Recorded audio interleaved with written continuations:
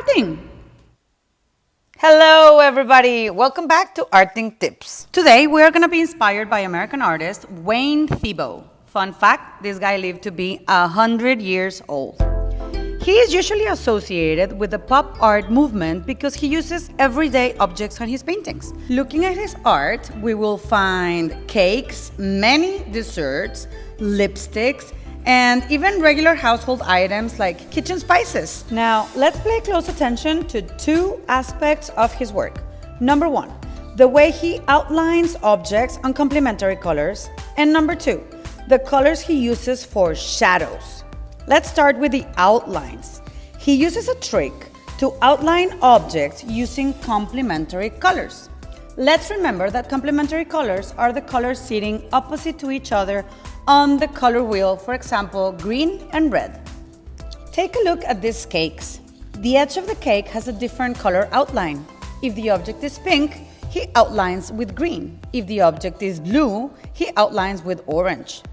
Now let's take a look at the shadows. When we observe the shadows, you will find that he uses very light blues instead of dark colors, and this makes his paintings more realistic. Okay, so now we're gonna move on to coloring.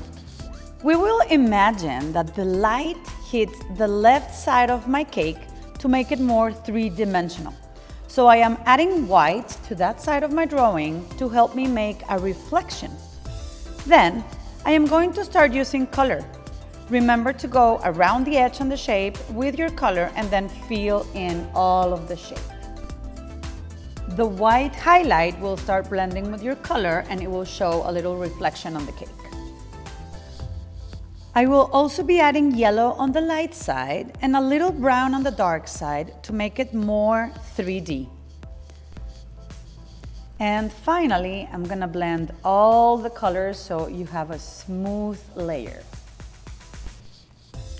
Continue to color each area of your project with the same technique. Try to use different colors on each area, blending your light and dark areas to have a smooth finish. You could use 2 or 3 colors on each segment to give it some dimension. Go from light to dark.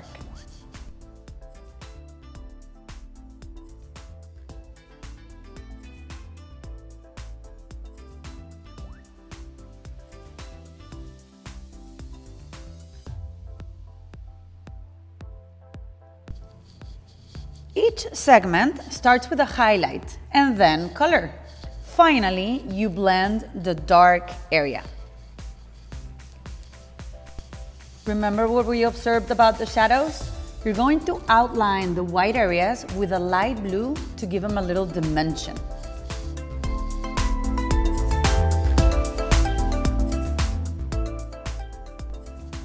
You're going to continue filling in all of your shapes, leaving a coat of oil pastel on the paper. You can see me here adding some highlights and some darker areas. On the top of my cake, I will start with a light pink and add a little white all over it to make it look like real frosting.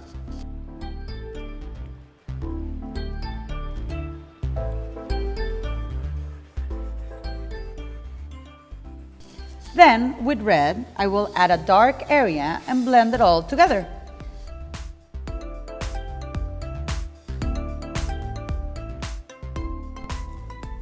Since I used warm colors on the cake, like reds and yellows, I will use the opposite on the plate. I will use some cool colors. In this case, I picked green. And I will be following the same technique. Highlight on the left, shadow on the right. And I'm going to be using a light green on the center of the plate and a darker green on the outside part of the plate. I am using 2 different tones of green so that I can blend them together and have a light area and a dark area. And finally, I give it a top coat to blend on the colors and make a smooth surface.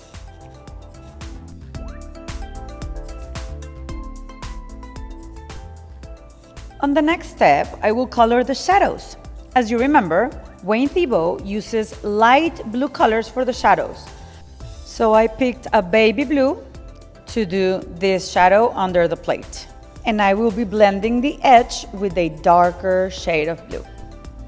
Remember that we have a light coming from here, and that is casting a shadow over here.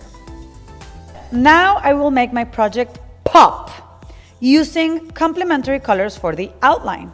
Since my cherry is red, I will use green to outline it. Then I will use some light green to outline the light part of the frosting. I colored my cake yellow, and the color wheel shows me that violet is its complementary color. So I will be using violet to outline the layers of my cake. Then I will use a light orange for the light area of my green plate and a dark orange for the dark green area with a touch of red.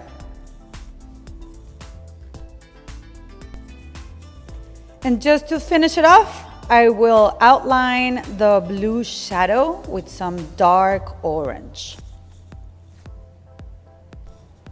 If you're working on this video and you want to have a color wheel available, I will put a big color wheel at the end of the video so that you can take a screenshot or pause the video to work.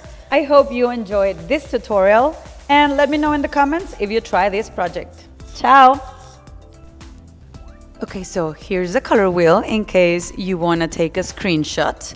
And I will also leave a link to a playlist that has a ton of cakes and cupcakes that you can draw in case you need some inspiration. Ciao!